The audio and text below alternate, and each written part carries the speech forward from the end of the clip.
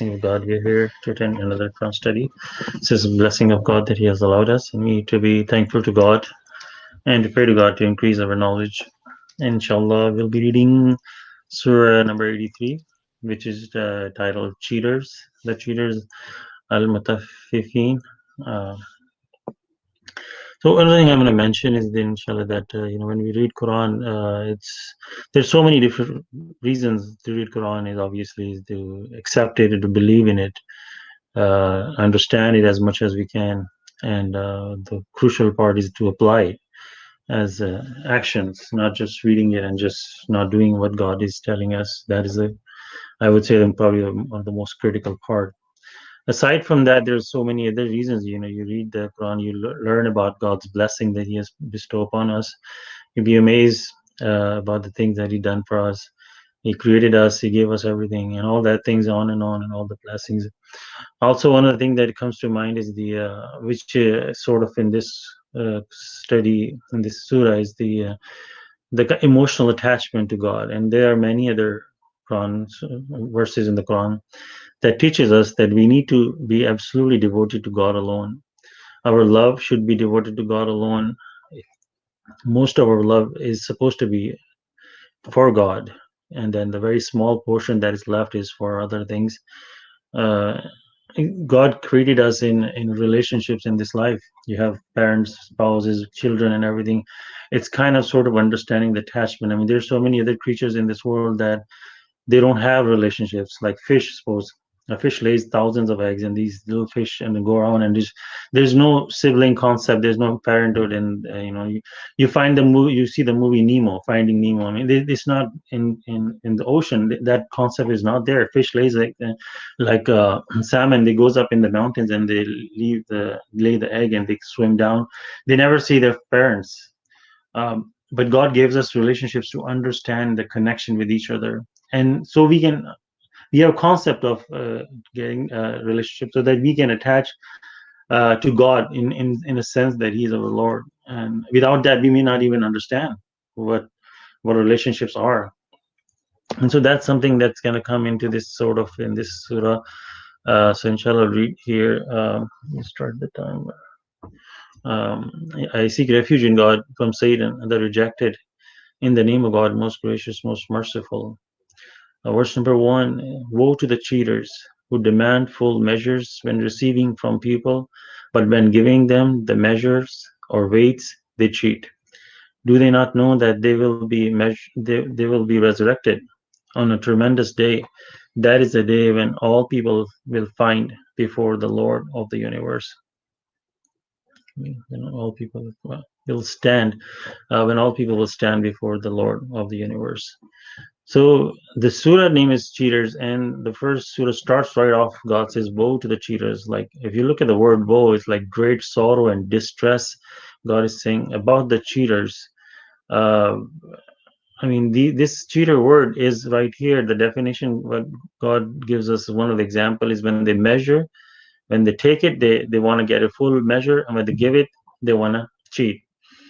When you talk about the zakat, God gives us one example. Like when harvest comes in, you give in the same day. I mean, somebody can say that, oh, I don't have farmland, I don't harvest, I work for somebody, so that doesn't apply to me. No, I mean, God gives you one example, but you see the context and then you see where does it apply. Basically, God gives us one example. When somebody has a shop, they buy like rice or whatever, and they want to pay whatever they got. And when they come to sale, they're gonna do something with their measurements where they will be selling less, and that's how they cheat. But basically, cheater words apply to just about everything that you deal in this world. You have, you're a car salesman, you have a shop, and when you sell a car, you want to make sure when you got it and what you're selling it, you tell them what the flaws in this car.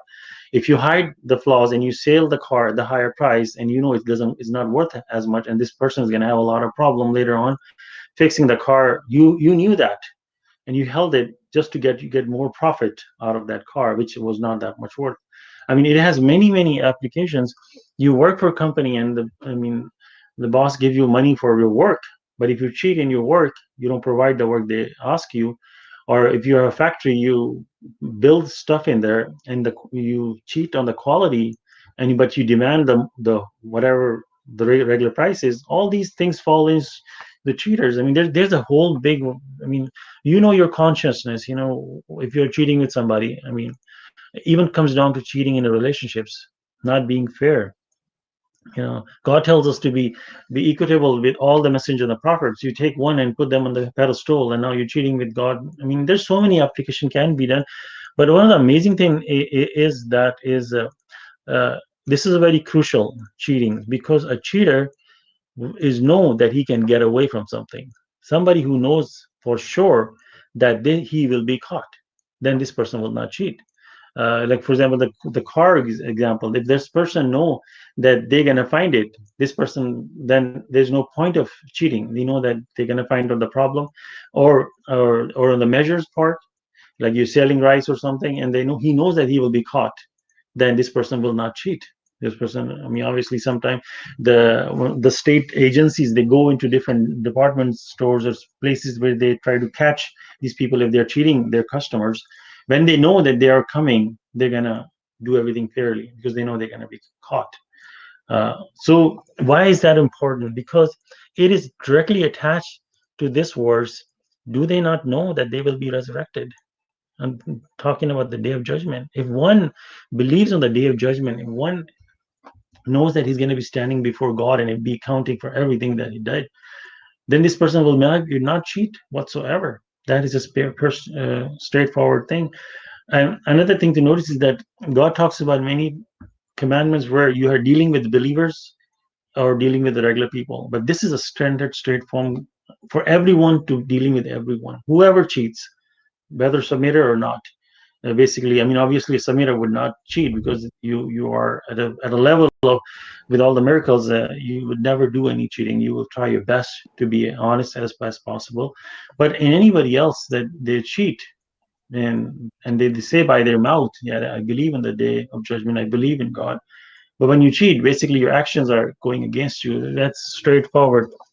So then God says that about the tremendous day. That is the day when everybody will be stand before the Lord of the universe. Well, Alhamdulillah Rabbil Alameen, standing before God, and we will be counting everything what we did. No, nothing can be held hidden on that day. So no matter what you do, you steal, you cheat, you any kind of that behavior that falls into cheating, or any kind of negative behavior, basically is, you don't believe in it, you're not going to be caught. Period. I mean, you're standing in the red light. There's a policeman standing there. You will never cross whatsoever, or a stop sign. You will make sure you make a full stop, because you know that he's going to pull you over.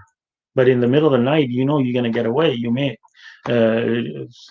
kind of roll through a stop sign because you know that they're not going to catch you. All these things fall into that. Do you really believe in God and how it's supposed to be? How we're supposed to be believing in God?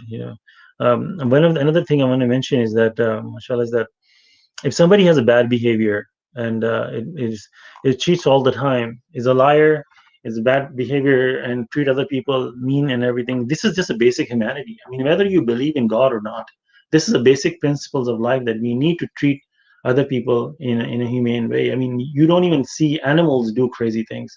A lion will only attack his prey only when he's hungry. He's not gonna go start killing zebras or for fun, or any other animal, for the fact that they're not gonna bother another creature for something. But this is the kind of sort of behavior we found in human beings, that they do all these kind of crazy things. I mean, we do find in animal plants they will take over another animal's place but they will not do it for fun. If a snake wants some place to live, it might evade another, but just for not for fun. But the human being has that behavior. So what do you think? Would you hire somebody who's a cheater, who's a bad behavior for your company? Of course not.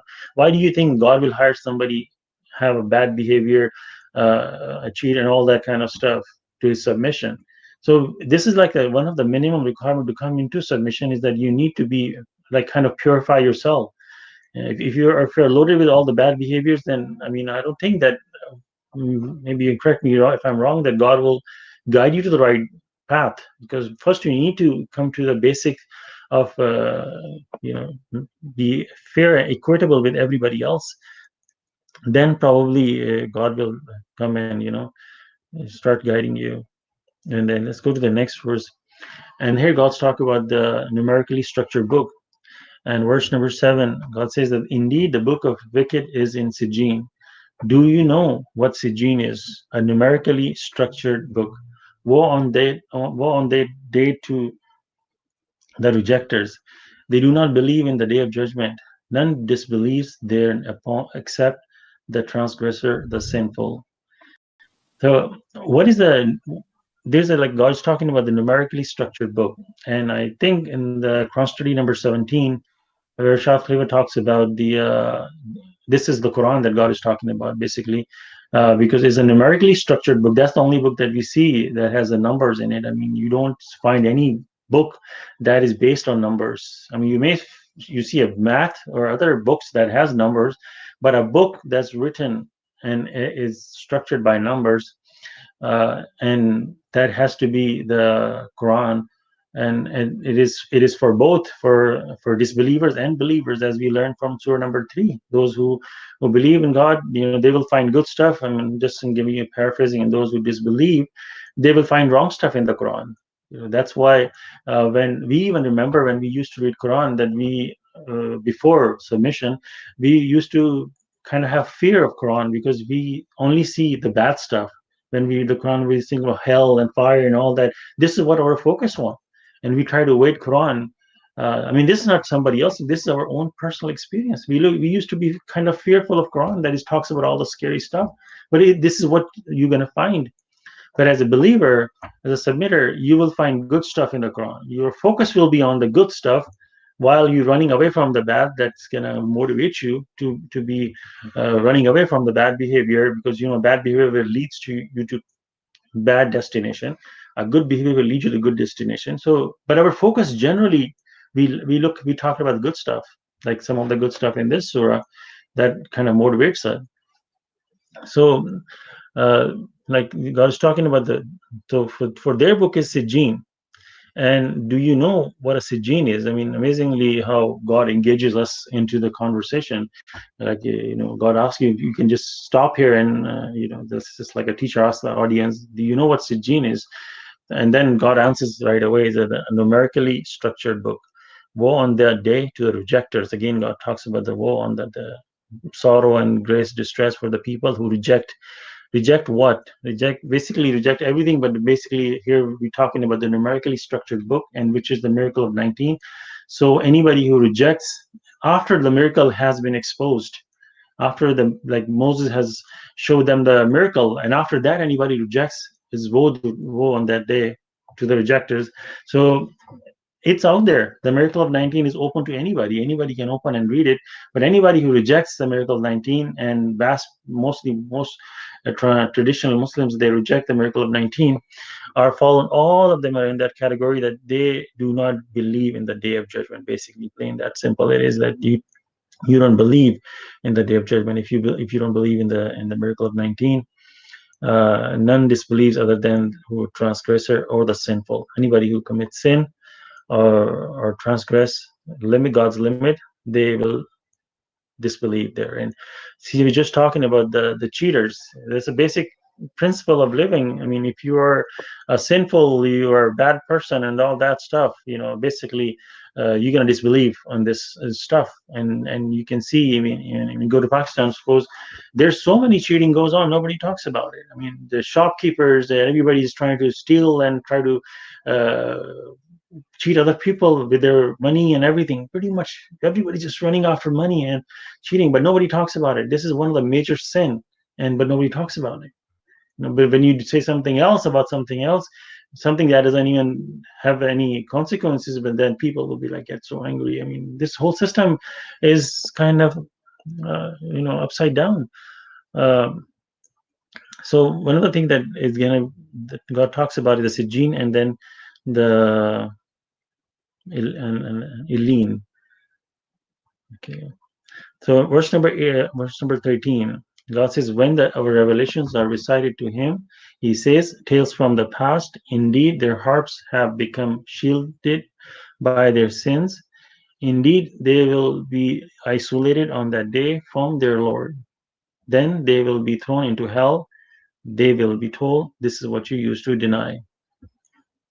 And basically, when God's revelations are recited to people, and what they say, they say the tales from the past. If you read in the Quran, God is talking about a lot of history about Moses, Jewish, Christians, and many other communities, Noah, Lot, and every other communities, and how their messenger went to them, and how they told them about God and gave them the miracle, and how they rejected them, and what happens one after another. And today, most people, even the traditional Islam, they don't. They say these are just stories in the Quran. It doesn't apply to them. Why do you think God is mentioning about all these scriptures, especially the one we know, Torah and Injil? I mean, why Bible and Injil? I mean, and Torah. Why God is talking about that? Because these we can see in front of us, and what other people have done, and and mostly even we used to believe that these are just stories from that God is telling us. Why God is telling us? Because so it's a lesson for us. We have a messenger. I mean, we had a prophet first, and we have a messenger now that even more critical. And God has given us a book, and God telling us this is what they did, and this is what I demanded, and look what happened to them, and this is what your book is. These are your messenger, and this is what I expect from you, and it all depends on you. And what other people's, most people, they do say we believe in the Quran, but their action shows that they're tales from the past. Because if you believe in the Quran, if you say these stories are right and this is what we're supposed to do, but you don't do it, then basically your body is telling that tales from the past. I'm not gonna. I mean, that's even worse, that you believe and then you don't do. That's called a hypocrite. And just like you've hired somebody for a company and they say we're gonna do exactly what you do, you trusted them with your company, and then they don't do it. Now you suffer a huge loss.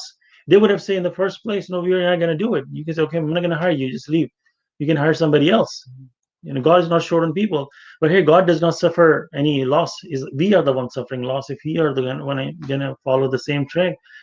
So we are, like, this surah title is pretty much straightforward. People are cheating not to God. People are cheating their own soul, their own body. I mean, if you can really see somebody who's cheating in their daily transactions, and thinking that he's going to get some money today, maybe you make few $100 more today by cheating somebody else's money, and you're happy about that. But trust me, what goes around comes around. That extra money is going to come out of your pocket sooner or later with a huge interest that you're going to pay back for holding that wrong money. Because see, even when you earn money, that money has a zakat on it. That money needs to be purified. Even though you earn it, you have to purify it by at least minimum of 2.5%. That's the least amount of you have to give it out to the poor, or starting with your relatives. Then that money is purified. Here you got the money that is not even yours. You cheated somebody. You can't even pay zakat on it. Now that is a gross money that you have, gross sin money, that now you're going to be held accountable for that. So it's better you take the proper profit that you're supposed to take today, a lot less, but what you gain is far more. And for this, and you do that because you believe in God. You believe that you're going to be held accountable. You're very, very careful with your daily life, that I don't want to treat somebody. I mean, obviously we work, and then you cannot be 100% at work, but there's a safe window that you need to be in. You cannot be gross doing bad stuff at work, not even showing up for work or something, or any kind of transaction. But you want to be in the safe window there, where you are trying your best not to cheat anybody else. But today you take less profit, which is right, but it's gonna come back to you, and you will have more business in that matter. In the future, God will make so much blessing in your money that you will not be running after money. Here's somebody, and you probably have seen it. People those cheat with other people with their money, they're always running after money, and they're always short on money. Why do you think that is? That they're always in a stress, they always worry. But somebody who does honest business, this person comes in, even with the less, this person is far happy. And then the person who cheats with more money, this is the plain simple. And then indeed their hearts have become shielded by their sins. See, the sins, that it starts to cover your heart, today, maybe the first time you probably noticed the first time somebody gonna say, okay, I'm gonna maybe I gotta do this something, and I'm gonna cheat this person, and for the first time you're gonna feel very guilty, you're gonna feel bad about it, but say maybe just a little money. You know how that's how Satan does a temptation. He's not gonna come and tell you do a big thing. He's gonna tell you something very small, and your heart's gonna say maybe it's not a big deal. It's just it's maybe $5, maybe that's nothing. Oh, what's the big deal? So maybe you feel guilty, but the next time the guilt is going to start coming down slowly, slowly, slowly, and until if you keep on doing the cheating and stuff, it's only then you're going to be cheating with big money, and you won't even feel bad about it at all, because your heart is covered. It cannot even it has no connection with you and with your soul, and you have basically you become numb. I mean, simply, even if your body has so much damage on your skin, your nerves are gone, you don't even feel any pain. That's pretty much that's why we need to, and we continuously make mistakes by unintentionally. Definitely we should not make a mistake by with our full intentions, knowing that this is wrong and I'm going to do it. But in sometimes you miss a prayer, or you by mistake say something to someone, and then later you realize that I've hurt somebody's feeling, or I took that money that was not supposed to be me. Or you come home, and even with the grocery, you see the receipt or something that it was hidden somewhere, you didn't pay for it. You should go back and tell them, this is I bought, and this is the money I'm supposed to own. These things like that, and continuously repenting to God that forgive me for my sins, because that's the cleansing factor.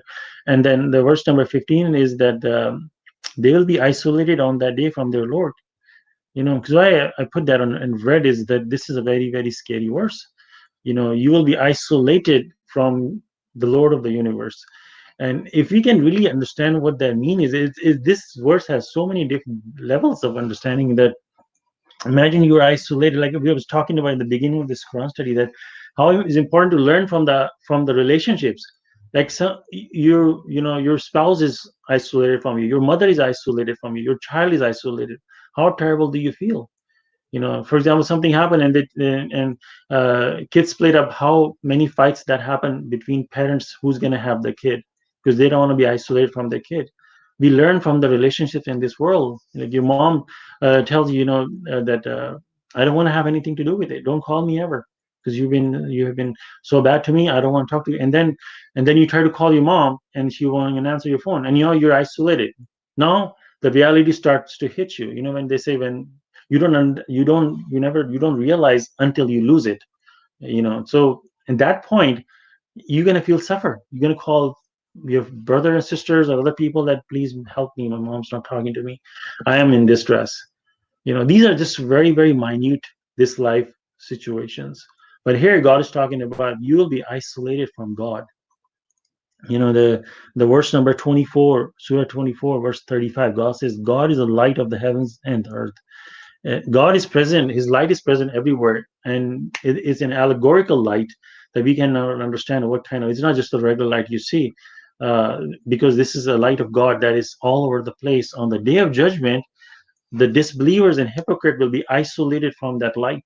And as we understand that the absence of God is one form, it's actually hell, absence of God. So they will be, when they will be absent, isolated from God, they will be suffering. I mean, imagine you don't breathe for a few seconds, your body needs oxygen. And in that sort of sense, your soul breathes on God's light. If God's light is gone, your soul will be like a fish out of the water. That's probably somewhere in understanding we can understand. That's why God is saying that indeed their hearts have become shielded, and they will be isolated on that day. I mean, we can never grasp the deepness of this, because we don't have that feeling. You only feel that with the daily relationship, those who you love.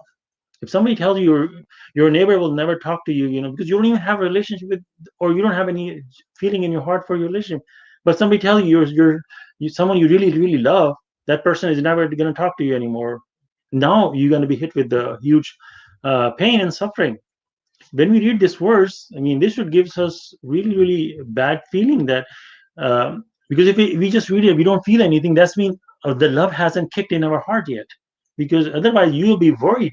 I mean, even though if you're a good submitter, you're a strong believer, and and when you understand this verse, you still have a lot of your what if. That what if should keep us moving more and more stronger. Than what if? I mean, we have not guaranteed that day of judgment is we gonna win. I mean, no matter what you do, you cannot say, because the messengers and prophet used to stay up at night, uh, be humble to God. They didn't even know what's going to happen to them. Who are we? I mean, Surah Joseph, in Surah in Joseph, he's talking to God towards the end of the surah that let me die as a submitter. Why? I mean, he has done all these things, and he's been a strong believer. He's a messenger of God. Why do you think he's praying for that? It puts in an even more higher burden that we need to never be take the day of judgment as a granted. That I'm going to be elite of the elite. I'm going to be say I'm a messenger. I'm a submitter. I believe in the miracle of 19. I believe in the messenger of God. No, we should be always humble to God, and be fearful of this verse. That this is because watch the next verse. God says, "Then." This word then. Why then? Because this is already a suffering. Like you're gonna punish somebody 2 times. So you punish them first time, that's it, then we're gonna do this. So they already have been isolated from God. Now they're really, really suffering, because probably on the day of judgment, when we see God, then all the feelings will kick in. But the believers will be on the best side, they will be happy. But the disbelievers, then they're gonna fear the loss of God, then they'll be thrown into hell. I mean, God used the word thrown. God doesn't say we will send them to hell. Thrown is a very, very disrespectful word for something. Like, what do? You throw trash in the trash bin, and you don't even throw it in, you don't even set it. Like if you have something expensive, you're gonna put it down, you know but here you just throw the trash, you don't even look back, and you close the lid on it. This is how God is talking about the disbeliever, how bad that this behavior lead to. And they will be told, this is the day you used to deny. And they will be told, I mean, even though they don't say, their action says that you're denying the day of judgment. I mean, mashallah, every surah, and you read the name is very important. Surah 74 and other you see the surah and the sort of follow the surah in that context. And this surah name is cheater, and it's directly attached to the day of judgment in the very beginning of in the Quran, in this surah. That's why it's so important. You don't believe in day of judgment. If you're cheater, you don't believe on it. Basically simple form from that is. And not only that, if you believe, I mean, if you're not a cheater, that then you have to still take actions. You cannot say that I don't cheat, that I mean I believe in the day of judgment. No, there's many other things. That's just one criteria. There are many other criteria that you do in your life that you deny. This is one of them. Don't take just one thing, is it? Many other things that we read in the Quran, that if you don't do that.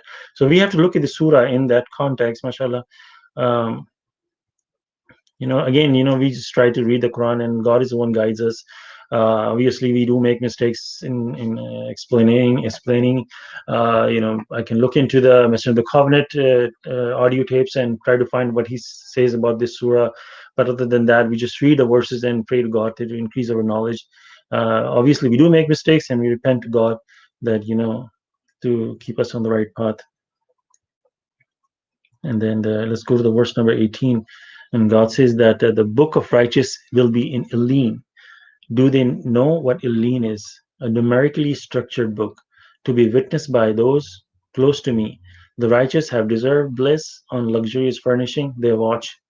So here, this is the book for Elin, but same book. I mean, it's amazing how it's not something, two different books. And amazingly, when the people who God knows that supposed to be guided, when they read the Quran, they will see the miracle. They will see through it. I mean, if you are genuine, if you are really, really seeking God, God will see through for you that you get to the right path. I mean, this is simple. It is. I mean, we use the same example. It just pretty much applies to anywhere. If you run a city or a company, and you have 1,000 employees, and you can see every employee, and you see their potentials, and you know that these 5 people have high potential, and they're honest, and they're good workers, you want to make sure they get the opportunity. You're not going to give opportunity to somebody who's cheats and does wrong thing, but somebody who's honest and does come to work on time, and he's very honest with his work hard. You want to see through that these 5 people get promotions, because I mean, obviously you're looking better for your company, but here God is looking good for us, better So God sees those who have honest in their heart. That's why God says in Surah number 55 that 56 that only those sincere will be able to grasp this, because otherwise somebody is not sincere with God will not be able to see this book and not be able to understand the miracle of 19 basically. So Eileen is the book for the righteous, and God again says, do you know what Eileen is? A numerically structured book. Same verses used here, to be witnessed by those close to me. Again, the Messenger of the Covenant explains this verse is that because it's talking about again Surah 56, elite of the elite are closer to God, and these are the people God says close to me. They will be able to witness what? The miracle of 19, and they will be able to see all the combinations of the how this book is structured, and they will believe in it. They are not going to say, they're not going to put objection like many people. They, when you present to them, they say, what? Okay, what about Hamim surahs? These are 7 surahs. Look at their objection is they say that why not each HM surahs are multiple 19? This is God's design. God leaves something for those who have disease in their heart. They don't see that the other so many surahs with the initials, each one of them multiple of 19. Bismillah Rahman Rahim is 19. The first revelation, 19 upon 19 upon 19 upon 19. God names mentioned. I mean, their numbers get like a mile long if you put the numbers of surahs together, and so many things. But where they come to object, God leave them something. The Hamim surah, they say, why you add all 7 surahs and then you say it's multiple 19? Look at their objection, how God exposes these people. And God says, but those who believe, they will believe in it. When you read the Quran, the Message of the Covenant says, like in the previous surah, previous or the 81, that this verse referred to the Messenger of the Covenant. And if you believe he's the Messenger of the Covenant, God is the one who put that there, and so you have to accept. If you gonna have a doubt, no, I don't believe that this verse is for Messenger of the Covenant, then basically you have doubt in your heart. So you take everything as it is, mashallah, and this is where all these disbelievers are exposed, because they always thought these verses are for a prophet. And now here they read another scripture that is backed up with the miracle of 19, which is a strong miracle. And but when they read a verse that says this verse, God is talking about the Messenger of the Covenant, they're going to deny it. That's where they get exposed. I mean, you see that miracle. That's why they hide all that miracles all the time. They don't want to be let other people see it. But even, I mean, they should not be worried about it, because whoever is have a sincere heart, God will see through that. They will get it. No matter how much you hide or how much you expose, the sincere will get their message, no matter one way or the other. So your work, whether you hide it or not, it doesn't even matter, basically. And the righteous have deserved the bliss. These are the people, they believe and lead a righteous life. They will deserve that heaven, paradise. On luxurious furnishing, they watch. What do they watch? I mean, before we used to read the Quran, and then we used to, like, our understanding was, before, way like maybe 30 years ago, that they will go and talk to the people in the heaven. I mean, in the hell. We used to think they were going to actually travel to the hell. I mean, now the technology shows us you're sitting in one continent and you can talk to somebody on the other continent without even going there. I mean, we have the earthly material that can allow us to do that. Just imagine heaven. I mean, you're not even going to need anything. You can just talk to a person in the hell without even moving your finger. And that's what they say. God said, on the luxurious furnishing, they watch. What do they watch? That's going to come. I think it's uh, I think coming verses. That's part they watch. You recognize in their faces the joy of bliss. Their drinks will be spiced with nectar. A spice is like musk. This is what the competitors should compete for. Mixed into will be special flavors from a spring that is reserved for those who close to me. And God is saying that you don't need to basically see who's on the day of judgment, who is righteous or who's not. I mean, even in fact, if you really look in this world, you can recognize the right person from wrong person if you really pay attention. But on that day, your soul, because that's a spiritual world, you can easily recognize by somebody who's a giant creature or versus a small cat or mouse. You can recognize by how much they grow in their soul, because every time the baby is when it's conceived, and as it grows in the mother's womb, it starts to grow in a bigger size. But when it comes out, then you need to feed that baby. If you don't feed that baby, it's not going to grow. In fact, it's going to die. But then it grows to a certain size, and then it stops growing, and then this body starts to get older. As the first of the sign that you see in somebody who's getting older is their hair start getting gray, and then they start getting older and older. These are the sign for anybody to ponder upon, that the thing that he's working for is going to leave him one day. His body's going to leave him one day. That is not faithful to you. You're going to leave that. But the thing that you're supposed to focus on, your soul, that grows nonstop. It starts from a small size. It has no limit. You can grow as much as you want and as much righteous as you can. The more righteous, the more better. That simple that is. So that's how you're going to recognize the people. You don't even have to ask anybody what basically, like if you go to like a prison or in the courthouse, they bring out the person who committed the crime. You can easily see who did the crime, by their who has the chains on there. And then God is talking about their drinks will be spiced with nectar. A spice is like a musk, like there's musk is like some kind of, they have, not only they have flavors, they'll have like a perfume type smell or something, that when you eat food, your favorite steak or whatever, or like for example, like biryani, suppose, I mean, that's one of my favorite food. The smell of it already just kind of gives you so much good feeling. I mean, if suppose your favorite food does not have any smell and you just eat it as a taste, that's one thing. But the spice and the smell combined together, that gives you such a fine taste. And we are talking about in the earthly food. This is God talking about the hereafter. How would you imagine, how would you explain to somebody who has never eaten any sweet candy or anything like that, or sugar? All this person ate all his life is the spicy, salty food. How you can explain him what a sugar tastes like? So God is telling us in allegorical way what He has given us. See, everything is basically your relationships. All these things are for a reason, for us to understand. God could have given us just a food with no taste, basically, and this will be fulfillment for us, because the main thing we get from food is the energy. And God could have provided us with a food with no taste. We had no taste, but we would never even feel the loss of it, because we have never seen or we have never tasted something, so we would not even feel something. But the things will be done. But there's a purpose. God has given us all these blessings to ponder upon, and what is coming up ahead is going to be far more better, far more better. You will never be bored with things like that in heaven, because one of the things we understand is, like your favorite food.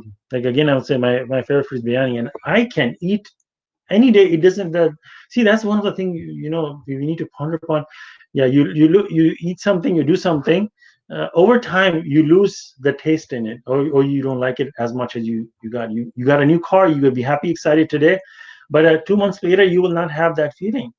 But think about it, your favorite food, every time you get hungry, you still like it the same way, sometimes even more.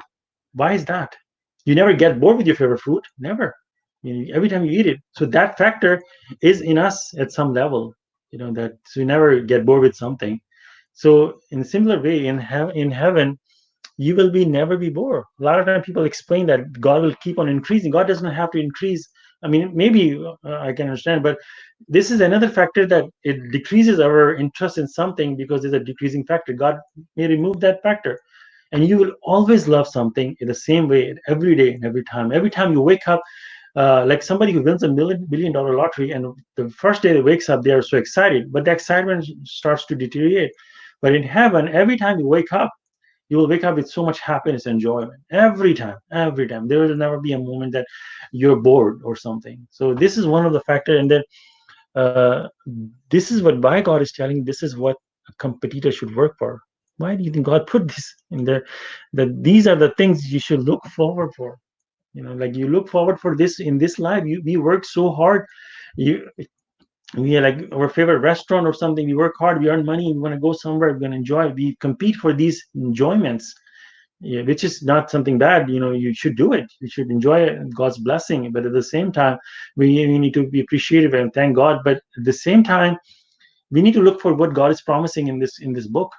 That run your imagination, run wild. Of what kind of drink would that be? That is so delicious in this, and that will be available, readily available in the heaven anytime you want. And this is what you should really, really, really strive for, mixed into with a special flavor on top of that.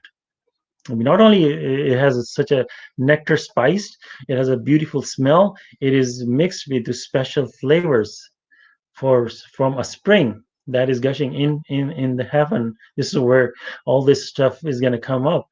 And who is that for? This is for reserved for who close to me. Again, talking about elite of the elite. This is the one who closer to God. This is what God's computer should work for, to be elite of the elite. I mean, this is the success. Nothing in the world. You can build a high rise and a big franchise and big company and whatever, whatnot.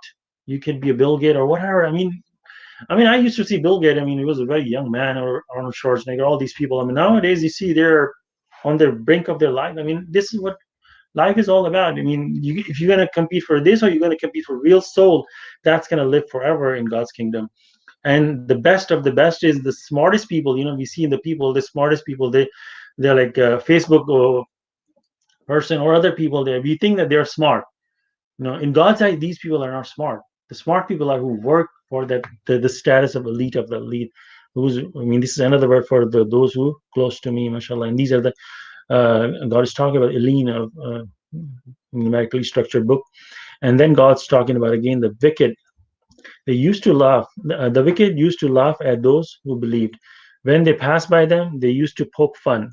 When they got together with their people, they used to joke.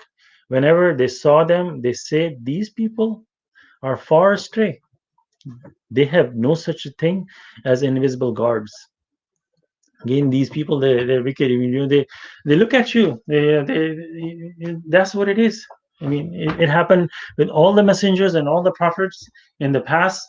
It happened with the last prophet.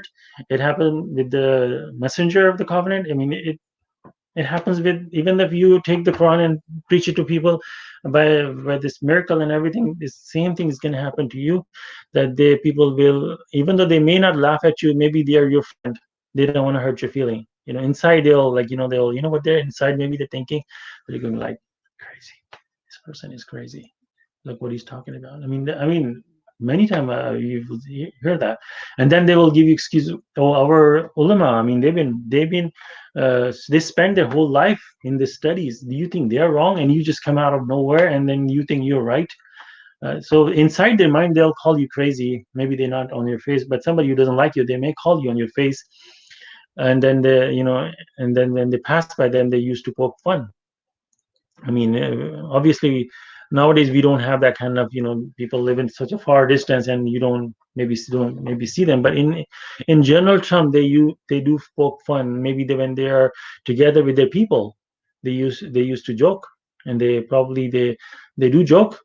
They don't tell us, but they will say, "Oh, these crazy people, these 19 people, and this and that.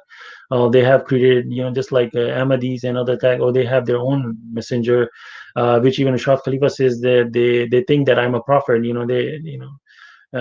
They find all these kind of excuses. So don't pay attention on them. We know that, that's not true, and we don't worship Rashad. We don't worship him. We accept him as a messenger of God, and he and all these things that they say is, all these are just joke. Whenever they saw them, they said these people are far astray. Again, I mean, this is what they're going to call you far astray, but in reality is the other way around. And you can witness by your life, and you can witness by their life, because this is God's system. No matter how much money you make, no matter how much relationships you have, family you have, a lot of children you have, a lot of fame, everybody knows you, but inside your life is miserable? Why do you think, I'm not going to name, but there's some of the rich countries have higher suicidal rate. I mean, you would think that opposite supposed to be, that to poor places would be, but the money, wealth, and all that stuff does not give you wealth. I mean, we have we have examples of after examples that a lot of celebrities, they have done that. I mean, recently one of them had committed suicide. I mean, I mean, if wealth was supposed to make you happy, then you would be happy inside. But this same thing God tells us in other places, that the same thing will be the source of their misery, source of. And the people, they get the message, they even suffer the worst, because after getting the message and then you deny it, that's a real disrespect to God, real on God's face, that we don't believe in. I mean, something as concrete as physical in front of you and you still deny it. And then they also say the fun thing, that they have no such thing as invisible guards. What do they mean by that? Because we know that when, like, before, even we were traditional Muslims, when we even do the salat, always the back of our mind is something that's saying that, uh, is it really doing any benefit to us? Because we didn't have any proof. We think this is the word of God. We were told this is the word of God. We were told that we need to do the salat, we need to do the Ramzan and everything, but we never had any concrete evidence. And we were going on blind faith that this is going to lead us to heaven. This is what we were going on before. But now, after the miracle of learning, we have a concrete proof that every time you're standing in the contact prayer, you are engaged with God. You're talking to somebody on the phone, you don't see that person, but you know that for sure you are talking to that person. You have absolutely no doubt whatsoever in your heart. What if the other side, there's a computer generating voice and talking to you, right? That could be possible, or somebody else making sound, but for sure you're talking to someone, even though you don't see that person. But in the we know that by miracle of 19, this is the blessing of God. When you do the contact prayer, you know that you are talking to God, and you are doing the wudu properly. You know that this is supposed to be done. God has blessed the messenger, and the contact prayer the way it's supposed to be done, and you're doing it, and you have comfort in your heart that you are not, you have no doubts in your heart. Mashallah. You do the fasting, you know that you have no doubts.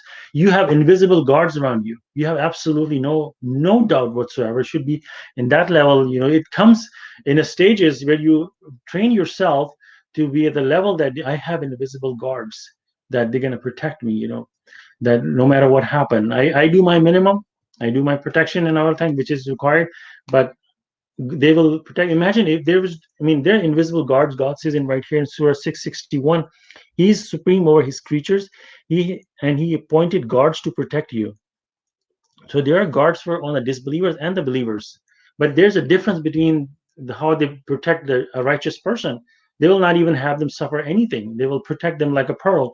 But versus somebody who's a disbeliever, that's in accordance with God, that what they do wrong, then they suffer the consequences. They're guardian angels, but they're guardian angels with every human being. Why do you think a lot of times, look, when you're driving, a lot of thing happens when you're driving at a 70 miles or on the road, and there's easily accident can happen easily. Somebody didn't see, and a lot of people cross the line and not pay attention, but there was no car on the other side. I mean, there's so many incident happens.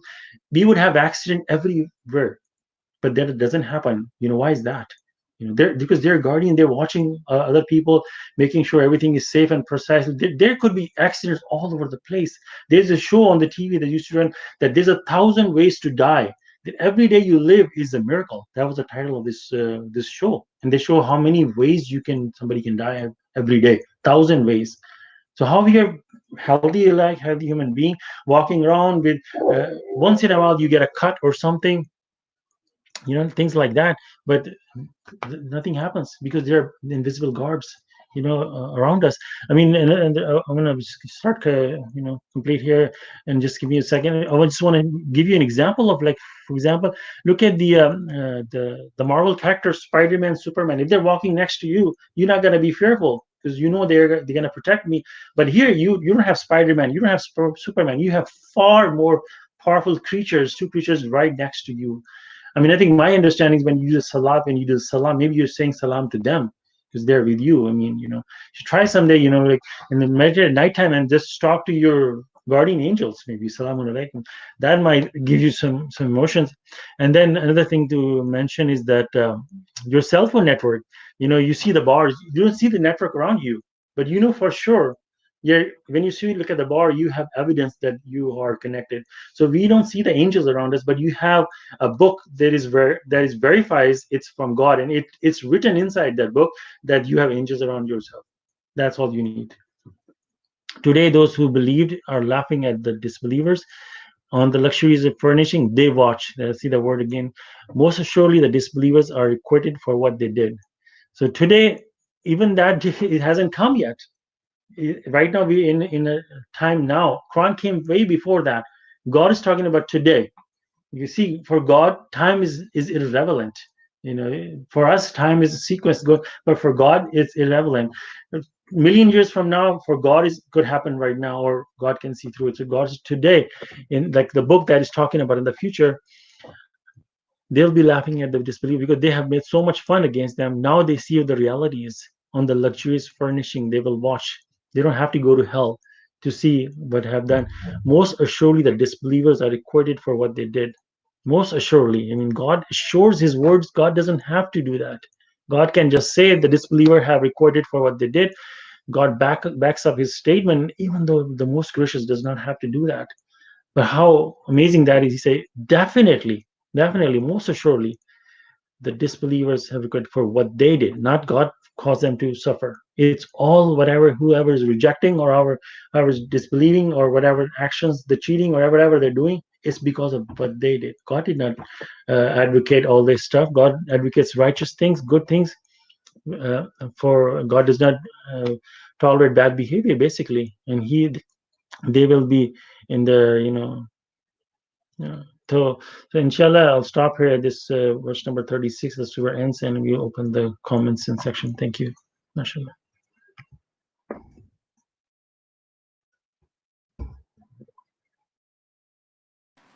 Thank you, brother. Masha Allah. Great Masha Allah. Quran study. Praise be to God. Praise God.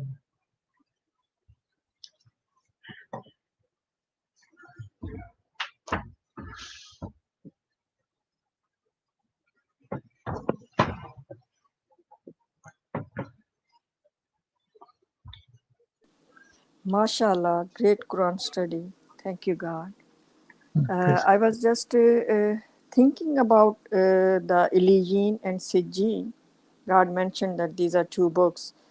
But I was thinking that, so this is because one is the disbelievers and one is the believers. So everything is calculated because now with God's blessings we know that our every action, our every talk, everything, thoughts, everything is calculated by God Almighty. So that's why they are numerically books. So we all know about this by God's grace, mashallah. So I was just thinking that it's the other way that we can call call the disbelievers. I think it was the book of Sijin, right? And for the believers, the book is Elijin, right? Am I right? Please, someone confirm. Yes, yes, Masha Allah. Okay. So even when we see the disbelievers, we can say, oh, these are Sijins, or the believers, these are Elijin. I mean, it just a thought, because it's the same meanings, we say or not, anyhow. I mean, the book is Ilian or Sijin, so the people cannot be Ilian or Yeah, the Sijin. book. Okay. Because they have access to the part of Quran that is they cannot grasp, and they go and do the most evil things to justify, all the idol worship and all the killings and all the oppression, everything that they do. Right? And many people look at the Quran and they think it's evil because all they see is hell and punishments and tyranny, for example. The book is Ilian or Sijin. Numeric. It says, so what is Sijin? It says, or what is Ilian? It's a numerically structured book, right? Ilian is a numerically structured book, God says. So in these books, there will be the accounts for the believers or the disbelievers. Oh, it's referring to the Quran. Okay. I wanna make a comment on that too, inshallah. The same book, Bia, that Hmm. God is saying that this is the numerically structured book. So those who are not sincere, they cannot grasp it, and it turns into sijin for them, Oh, all right. Okay. right?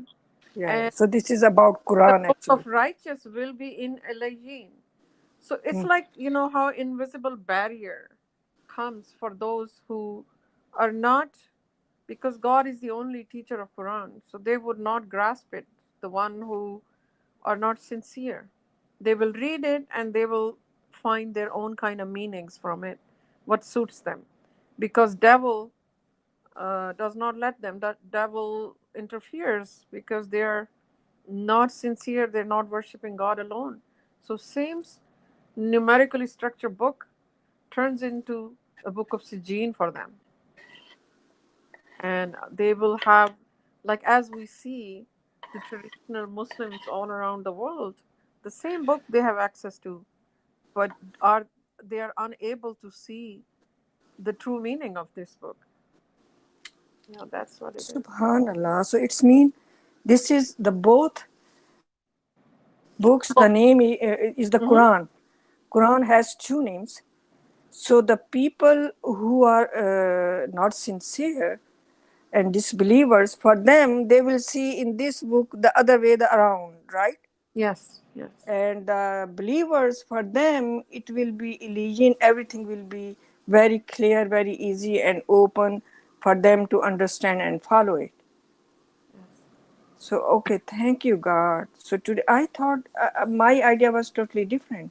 I mean, I was not able to understand really, so that's why I asked this question. Praise be to God. Now I got it. Thank you, God. So it's about the Quran. So Quran is the Iliyin and Yeah, Sijin. both. It becomes, it is just, subhanallah, a numerical structure book. The book in Subhanallah. the miracle of the Quran, you know, uh, the same book is open for them to understand all the righteousness they can grasp from it, right? All the understanding, because God knows they're sincere. So then they will understand the numerical coding and everything. But the same for the wicked, even if they're reciting Quran, doing things like, then they derive like all the horrible meanings from it. Like Solomon was saying, the violence and all that, and Yeah. cutting the hands and this and that, and uh, And jihad. all the jihad, Yeah. and yeah, Yeah. they kill this and kill that. Also, like Subhanallah. even if a submitter is not sincere, let's say, so called, they will also, for if not, they will also get stuck on one or few things. They will not be able to understand. So it is like, as for the sincere, God will open their knowledge, and he's the teacher. He's going to put all the knowledge in them. But the book itself would not be able to teach people if they're not sincere, and they won't be like, imagine, this is a book for everyone, right? Yeah. Everyone can access it, read it, and they read it, millions and millions of people, right? But mostly for those who do not believe in God alone and worship, um, when you were describing, mashallah, Adam, that musk, you know so God does not leave any detail to tell us in most beautiful ways to how heaven will look like, right? Or what kind of food there will be, and what kind of drinks there are gonna be, and it's just so, we can imagine the the beauty of it. And same thing with hell, allegorically, every kind of most horrific description is presented to people, but we are so oblivious, right? People definitely think, even those who quote unquote, they say we believe in God, but really, do they believe in the hereafter? If they did, would they be like this? The name of this surah is cheaters. And if you see, go to one Muslim country, I don't want to say the name, so called, is just one example. This cheating in selling things is, I have never seen before. In like even a pepper, red pepper, chili pepper powder will have powder of bricks in it. Mm? The milk will have something very horrendous, some kind of a powder which is used to preserve dead bodies in the milk to add the benefit. You know, you will never find pure milk anywhere. There is no way, as not unless you own a cow. So from they don't care, and they will have these big beards and mihrab on their forehead, like, oh, look how pious I am. And the same mullah, cheating on their souls in schools when they're teaching at the masjids every day. You find like how many kids are being molested and all that. That's cheating is such a wide um, category of cheating. Like, these people, oh, when they want to buy things, they want to have perfect measurement, right? When they're selling, they're short, you know oh, no, no, no, but for me, I want this. So there is mm, no responsibility, sense of responsibility of that we are answerable. And if they were really believers in the hereafter, nobody would cheat, nobody would lie. So that all comes to that. Lip service is one thing, that, oh, I believe in God, but really, do you believe that you will be held accountable? That's the main thing.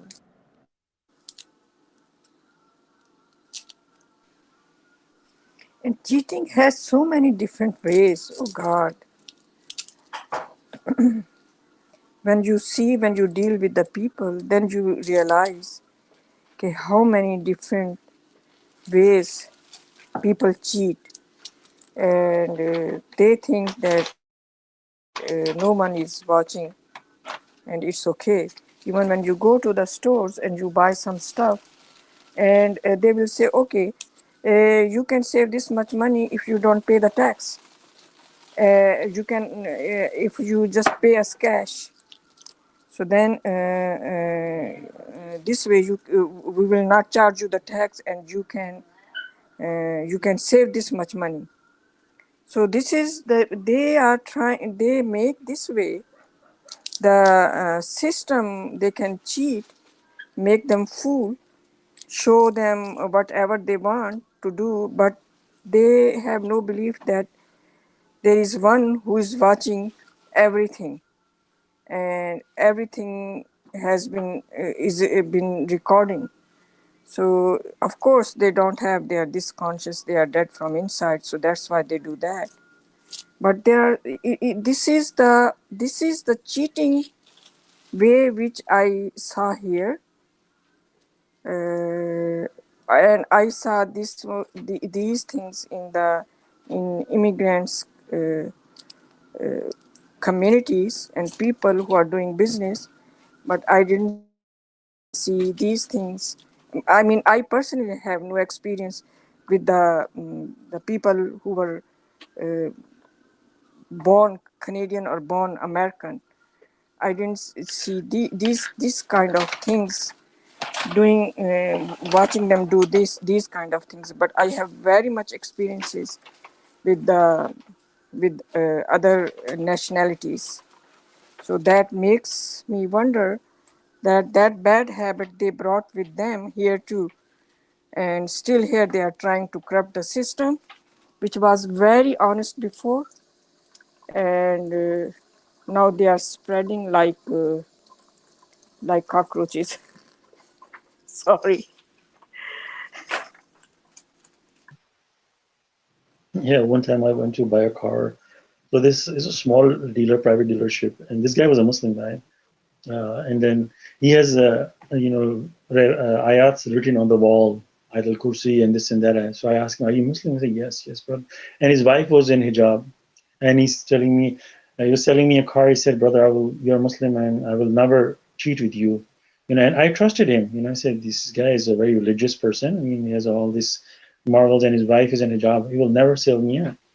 And he sold me a car, and I blindly bought it. And this car was a salvage title car. A salvage title car is that it's been in an accident before, and so they do is when the car is damaged so badly, the state puts a salvage title that this car, so the whoever the buying is knows that this has been a major accident, so you're buying on risk, and they are sold at a very low price. So this car did have a salvage title, but this guy lied to me that this was just stolen for a few days, and that's why they put a salvage title. It's actually not. He told me, "Brother, this car is the best car. There's nothing damage in it. There's no accident. It was just stolen, so they put a salvage title." So I bought it and paid a regular price, almost close to the regular price.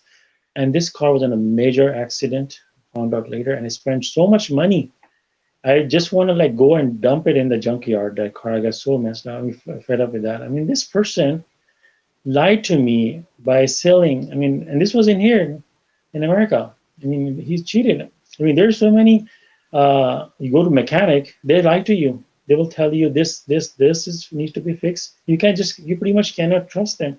I mean, if you have an honest mechanic, that's a blessing. You wanna like always, go to that mechanic. You know that he's gonna only fix what needs to be fixed and what needs to be charged. I mean, nowadays a blessing that you have ratings, and if the person is cheating, then they will give him negative reading. So you go to the good one, and they have a positive reading. So I mean, cheating in certain level happens here too, but in Pakistan, oh my God, I mean, because we live there, we've seen it in our. And anybody can do anything to get away from anything. They will do it. Like there's no tomorrow. There's no God. Though then they get up and they go 5 times prayers. I mean, I even met one person who was dealing, and he was working in a shipyard where they do a lot of black money dealings, and this person has a big house and money and all that, but this person was 5 times prayer. I'm like, you're like, why do you waste time? Might as well just enjoy your life. When you're cheating with all that money, black money coming into your home, and their house was robbed like 10 times. See how things happens when you cheat. Bad things will happen to you. They come in and they take their money. They come in, they take their money. And this is whole. Masha Allah, thank you.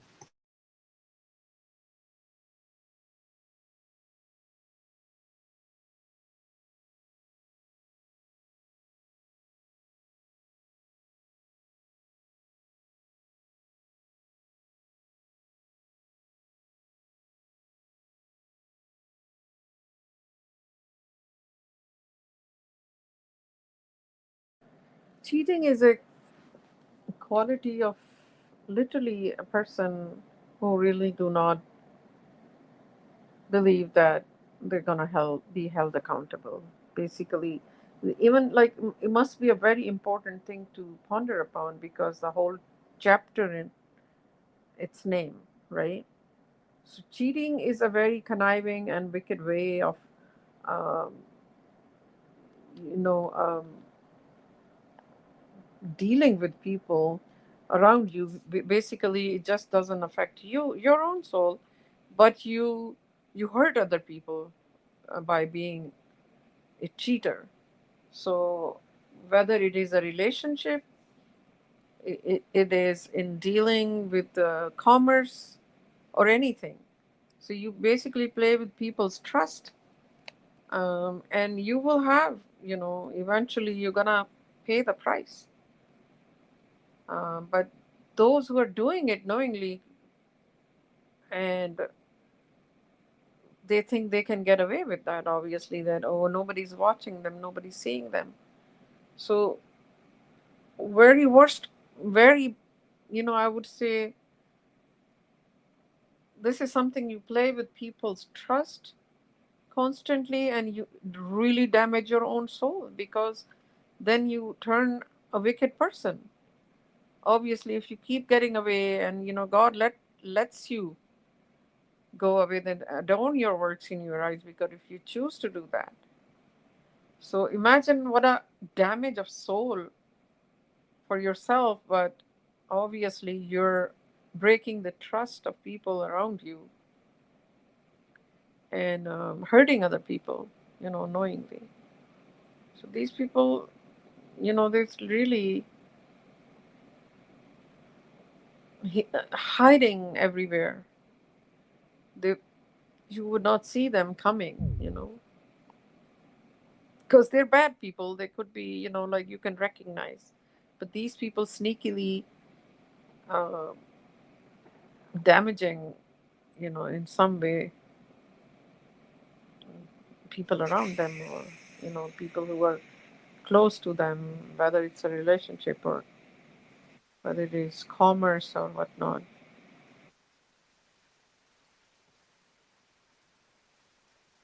Yeah.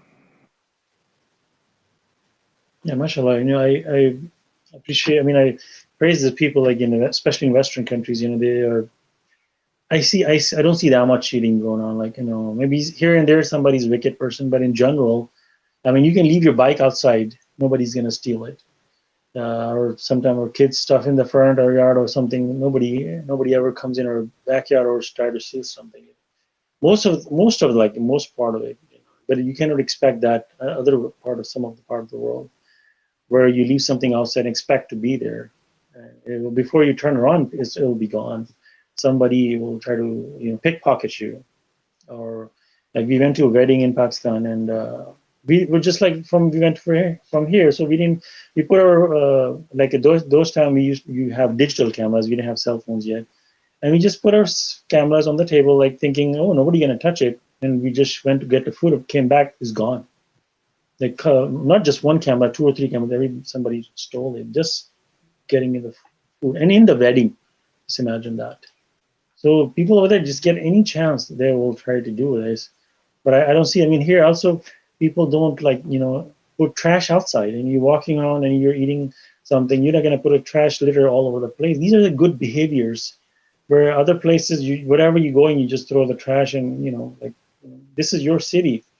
You want to be showing good moral ethic characters, and this is one of the things, mashallah, we learned from the Quran, that God wants us to be in a good character, not making mess, not making things dirty, live in a harmony and not, cheat with each other. A good, better. One of the reason is that, so if somebody look at you, that at least they will ponder upon that this person is a believer, and I'll watch everything they do, and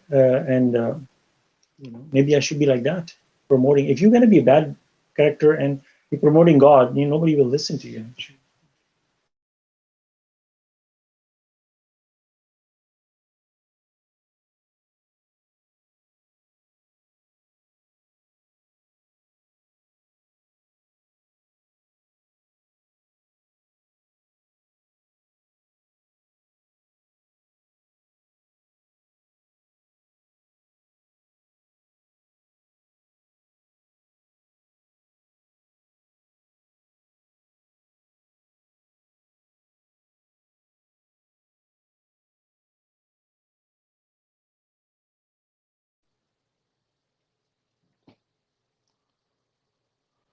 Okay, does anybody else have any comments or questions?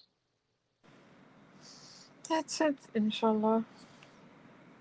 Okay, so thank you guys for joining us for the study. God willing, our next study will be at 2:30 p.m. Pacific time on Tuesday, and our teacher, God willing,